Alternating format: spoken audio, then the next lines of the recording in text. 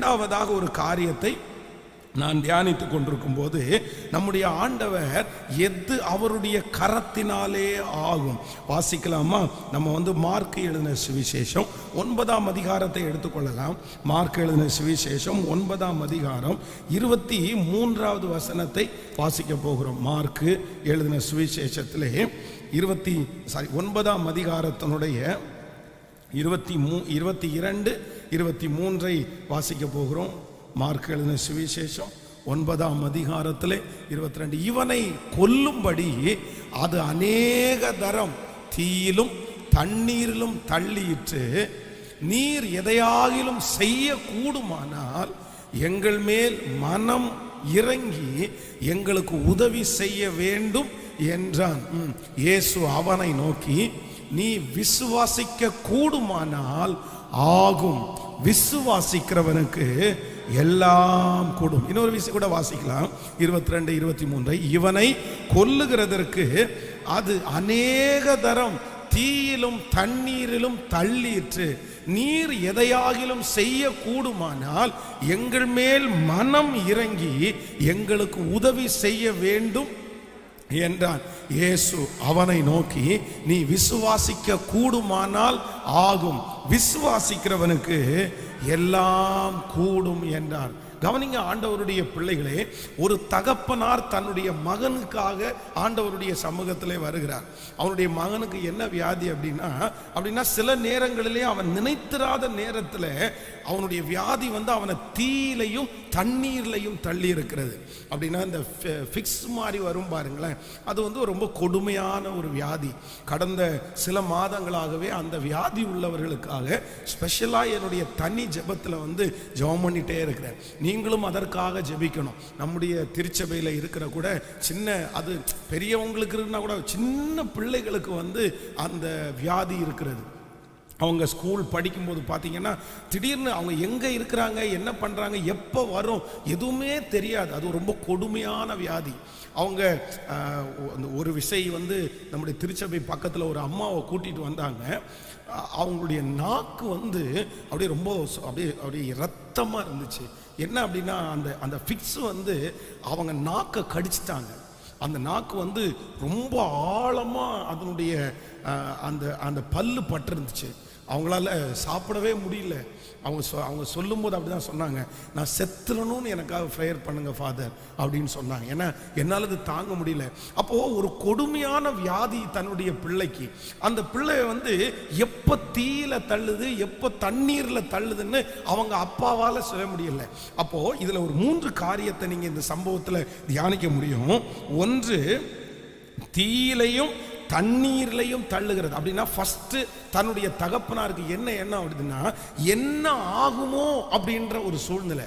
என்ன ஆகுமோ, எது எப்போ எப்படி நடக்கும் என்று அவரால் அது கெஸ் பண்ணவே முடியாது.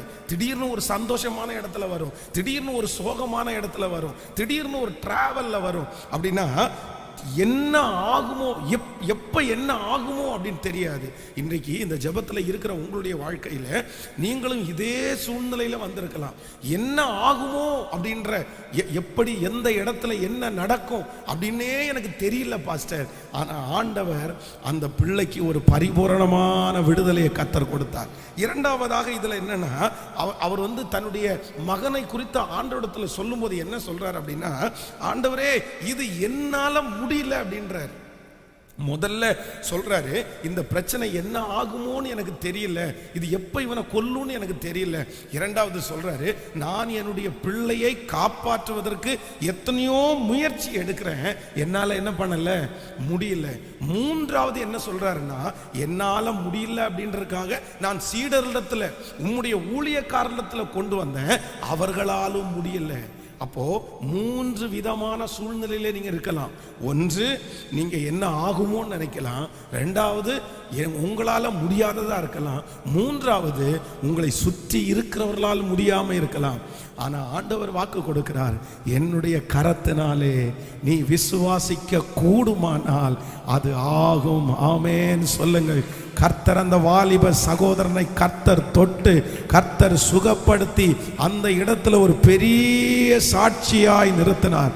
எனக்கு தெரியும் இந்த ஜெபத்திலே இருக்கிற நிறைய பேர் அந்த பிரச்சனையை பார்த்து இது என்னமாய் முடியுமோ, இது என்ன ஆகுமோ, இது என்றைக்கு என்னை நஷ்டப்படுத்துமோ, என்றைக்கு நான் இதனால் பெரிய பாதிப்பை அடைஞ்சிடணும் அப்படின்னு உங்க மனசு சொல்லுமையானால் கர்த்தர் சொல்கிறார், அது ஒன்றும் உன்னை சேதப்படுத்த மாட்டாது.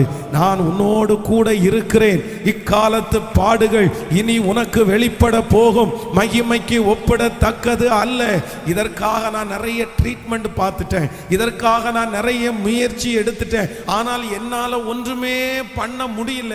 என்னால என் பிள்ளைய திருத்த முடியல, என்னால என் பிள்ளைய என்னுடைய குடும்பத்தை நடத்த முடியல, என்னால என் கடனை அடைக்க முடியல, என்னால இந்த யாரையுமே காப்பாற்ற முடியல, வீட்டில் இருக்கிற நபர்களாலும் முடியல.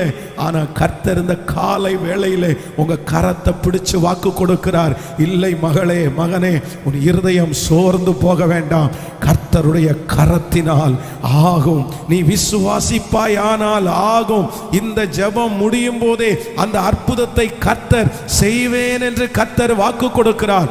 கர்த்தருக்கு சித்தமானால் புதிய வருடத்திற்குள்ளாக காலடி எடுத்து வைக்கும் போது அந்த வியாதியோடு நீங்கள் போவதில்லை, அந்த சூழ்நிலையோடு போவதில்லை. என் மீட்பர் உயிரோடு இருக்கிறார்.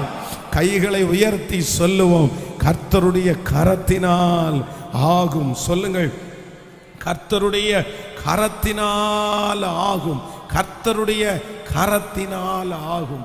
சோ நம்பர் 1, முதலாவதாக உங்களுடைய உழைப்பு, உங்களுடைய கஷ்டங்களினாலே திரும்பி வராததை கர்த்தரால் கொடுக்க ஆகும். நம்பர் 2, இரண்டாவதாக ஆண்டவர் வாக்கு கொடுக்கிறாரு, நெடுநாட்களாய் நீங்கள் காத்திருந்ததை ஆண்டவர் உங்க பக்கமாய் திருப்புவதற்கு ஆண்டவரால முடியுமாமாம். ஆமென் சொல்லுங்கள். கர்த்தர் அதை செய்து முடிக்க வல்லவராய் இருக்கிறார். எனக்கு ரொம்ப சந்தோஷமா இருக்கிறது இந்த சம்பவத்தை வாசிக்கும் போது. ஒரே நாளில் கர்த்தர் அந்த மகனுடைய வாழ்க்கையை அப்படியே திசை திருப்பிட்டாரு. ஆமென் சொல்லுவோம். திரும்பி அந்த தகப்பனார் அவனுக்கு பாதுகாப்பா இருக்க வேண்டியதில்லை, அதுக்கு முன்னாடி தன்னுடைய தகப்பனார் அவனுக்கு பின்னாடியே போயிட்டு இருப்பாரு, எப்பொழுதும் பாதுகாப்பாவே வச்சிருப்பாரு, எப்பொழுதும் மனசுக்குள்ள தன்னுடைய பிள்ளையை குறித்து ஒரு கவலை இருந்துட்டே இருக்கும்.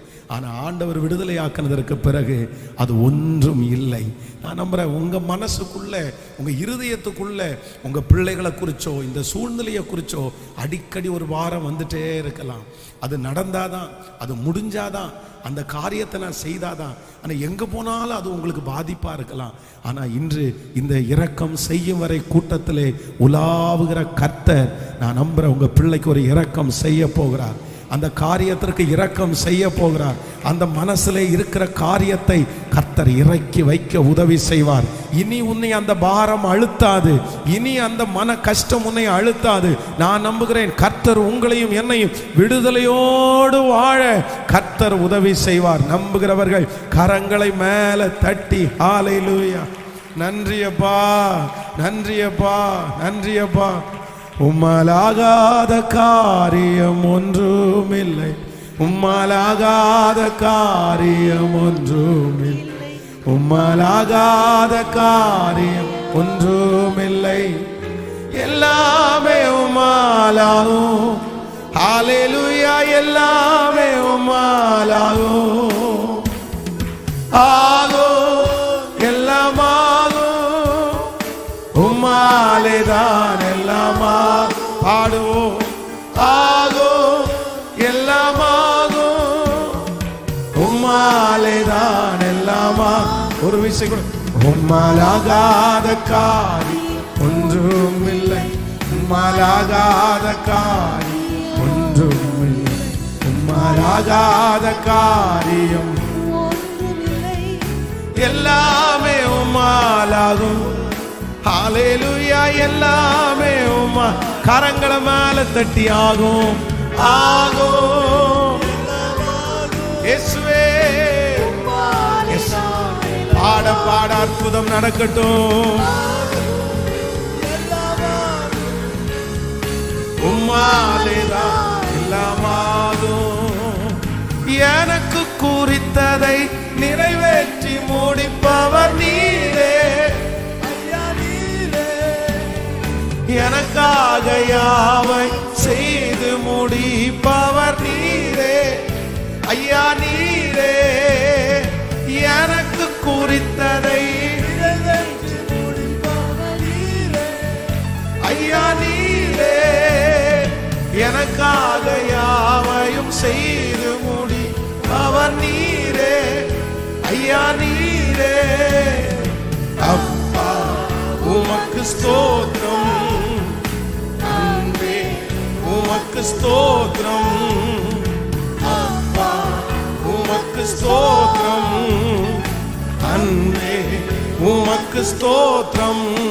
உம்மலாகாத காரியம், உம்மலாகாத காரியம், உம்மலாகாத காரியம் ஒன்றுமில்லை. எல்லாமே உம்மாலாகும். ஹல்லேலூயா. எல்லாருடைய கைகளை மேல தட்டி சொல்லுவோம், அப்பா இப்பவே பாட பாட அந்த அற்புதம் நடக்கட்டும். உம்மாலேதான் எல்லாமாகும். ஹல்லேலூயா. எவரையும் மேன்மைப்படுத்தவும் பலப்படுத்தவும் கர்த்தருடைய கரத்தினாலே ஆகும். அவருடைய கரத்தினால் ஆகும். இன்றைக்கு நீங்கள் சந்தித்த எல்லா சூழ்நிலைக்கு முன்பாகவும் போய் நின்று சொல்லணும், ஆண்டவருடைய கரத்தினாலே அது ஆகும். நம்பர் 1, முதலாவதாக எப்படி ஆகும் அப்படின்னு சொன்னா, தாண்டி உன்னிடத்திற்கு கொண்டு வர ஆண்டவரால் ஆகும்.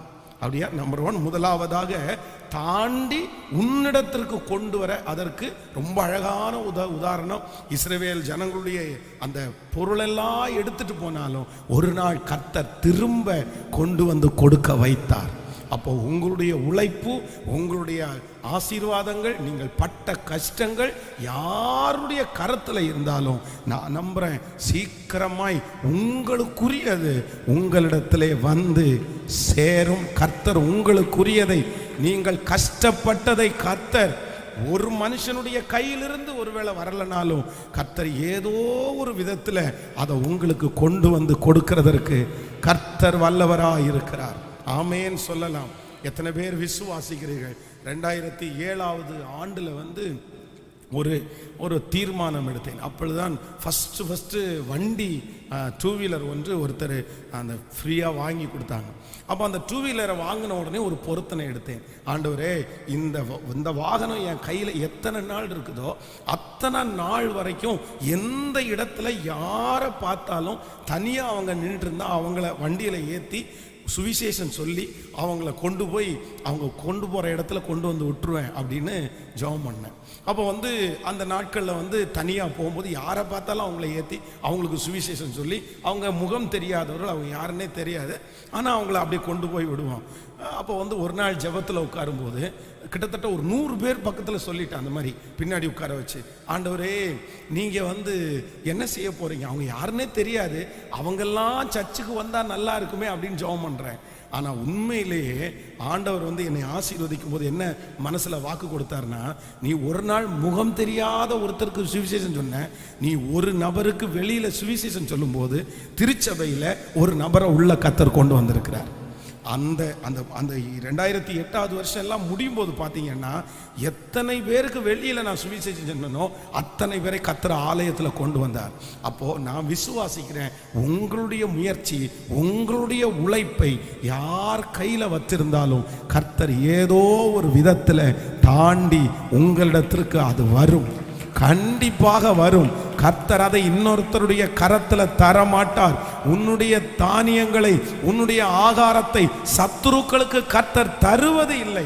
ஸோ நம்பர் 2, இரண்டாவதாக எது கர்த்தரால் ஆகும் என்றால், நெடுநாட்களாய் தடையாய் இருக்கிற ஒரு காரியத்தை கர்த்தர் அதற்கு ஒரு 3 காரியம். என்னால் ஆகாது அப்படின்றத காரியத்தை, என்னால் முடியல அப்படின்றத காத்த, இன்னும் மற்றவர்களால் முடியாதுன்ற காரியத்தை கர்த்தர் ஆகும் என்று வாக்கு கொடுக்கிறார். மூன்றாவது ஒரு காரியத்தை நம்ம வாசிக்க போறோம். ஆதியாகமம் 18ஆம் அதிகாரத்தை எடுத்துக்கொள்ளலாம். ஆதியாகமம் 18ஆம் அதிகாரத்திலே ஸ்தோத்திரம் 15வது வசனத்தை வாசிக்கலாமா? ஆதியாகமம் 18ஆம் அதிகாரத்தினுடைய 15வது வசனம். சாராள் பயந்து நான் நகைக்கவில்லை என்று மறுத்தாள். அதற்கு அவர், இல்லை, நீ நகைத்தாய் என்றான். பின்பு அந்த புருஷர் எழுந்து அவ்விடம் விட்டு சோதோமை நோக்கி போனார்கள். ஆபிரகாமும் அவர்களோட கூட போய் வழி விட்டு அனுப்பினான். நீங்கள் அப்படியே 11வது வசனத்திலிருந்து வாசிக்கலாம். ஆபிரகாமும் சாராளும் வயது சென்ற முதியவர்களாயிருந்தார்கள். ஸ்திரீகளுக்குள்ள வழிபாடு சாராளுக்கு நின்று போயிற்று. ஆகையால் சாராள் தன் உள்ளத்திலே நகைத்து, நான் கிழவியும் என் ஆண்டவர் முதிர் வயதும் உள்ளவனான பின்பு எனக்கு இன்பம் உண்டாயிருக்குமோ என்றாள். அப்பொழுது கர்த்தர் ஆபிரகாமை நோக்கி, சாராள் நகைத்து நான் கிழவியாயிருக்க பிள்ளை பெறுவது மெய்யோ என்று சொல்லுவானேன்? கர்த்தரால் ஆகாத காரியம் உண்டோ? உற்பவ கால திட்டத்தில் உன்னிடத்திற்கு திரும்ப வருவேன். அப்பொழுது சாராளுக்கு ஒரு குமாரன் இருப்பான் என்றான். கர்த்தரால் ஆகாத காரியம் உண்டோ? ஆமென். மூன்றாவதாக இந்த இடத்துல ஒரு காரியத்தை ஆண்டவர் ஆகும்னு சொல்றாரு. என்ன அப்படின்னா, நான் நம்புறேன், சாராளுடைய கர்ப்பம் செத்து போயிடுச்சு, ஆபிரகாம் வயது சென்றவன் அப்படின்னா இதிலிருந்து என்னை கர்த்தர் ஆசீர்வதிக்க முடியாது, என் சரீரத்திலிருந்து கர்த்தர் என்னை நடத்த முடியாது, வெற்றியை தர முடியாது. ஆனா ஆண்டவர் வாக்கு கொடுக்கிறார், நான் இதிலிருந்ததை அல்ல, சிறந்ததை உனக்கு நான் தரப்போகிறேன். ஹல்லேலூயா. உங்களுடைய வாழ்க்கையிலே இந்த வேலையை வைத்து நான் என்ன செய்ய போறேன், இந்த வருமானத்தை வைத்து நான் என்ன செய்ய போறேன், இந்த படிப்பை வைத்து நான் என்ன செய்ய போறேன், இந்த ஒரு சின்ன வீட்டை வைத்து நான் என்ன செய்ய போறேன், இந்த தொழிலை வைத்து நான் என்ன செய்ய போறேன், இல்லைன்னா இந்த பிள்ளைய வச்சு நான் என்ன பண்ண போறேன்.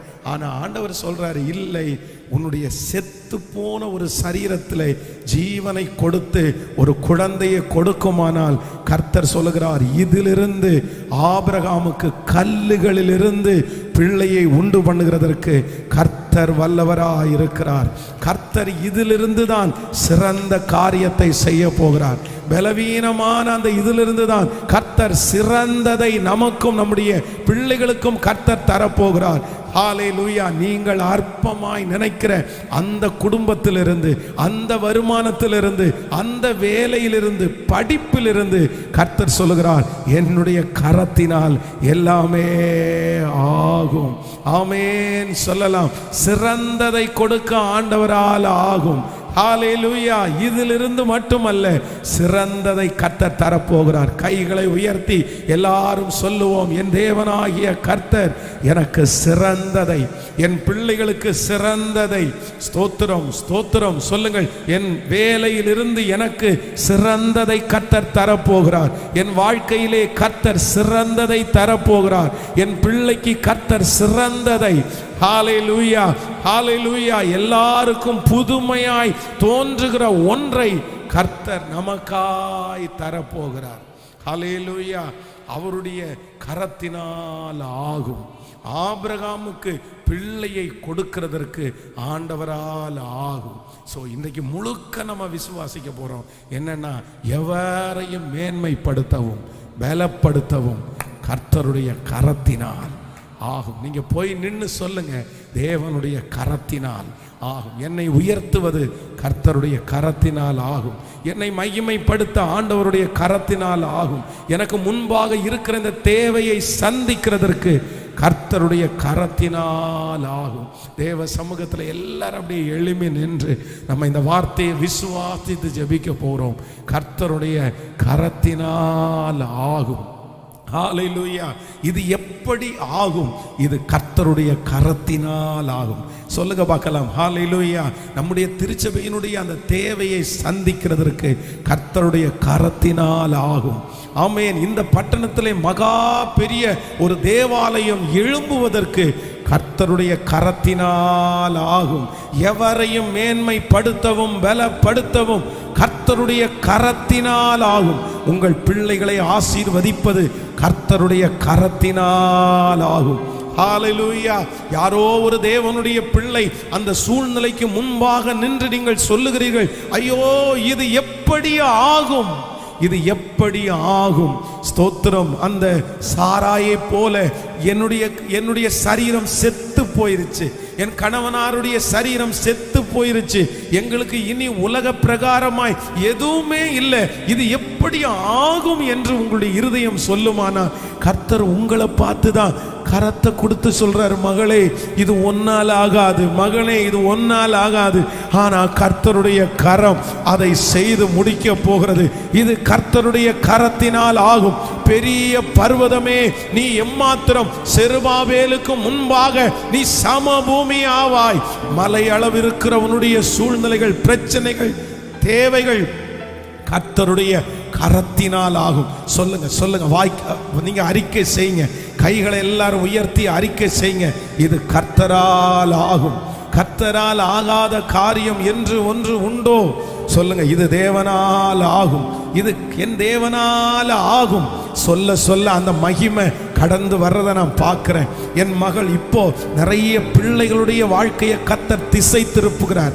உங்க மகளை கர்த்தர் திசை திருப்புகிறார், உங்க மகனை கர்த்தர் திசை திருப்புகிறார். யாருமே மாற்ற முடியாத அந்த மகன், யாருமே மாற்ற முடியாத அந்த மகள், இப்பொழுது தேவ ஆவியானவர், நான் நம்புகிறேன் கர்த்தர், ஓ ஹல்லேலூயா, கர்த்தருடைய கரத்தினால், கர்த்தருடைய கரத்தினால் உன் பிள்ளையை மேன்மைப்படுத்துவதற்கு, திசை திரும்பி உன்னிடத்தில் கொண்டு வருவதற்கு கர்த்தருடைய கரத்தினால் ஆகும்.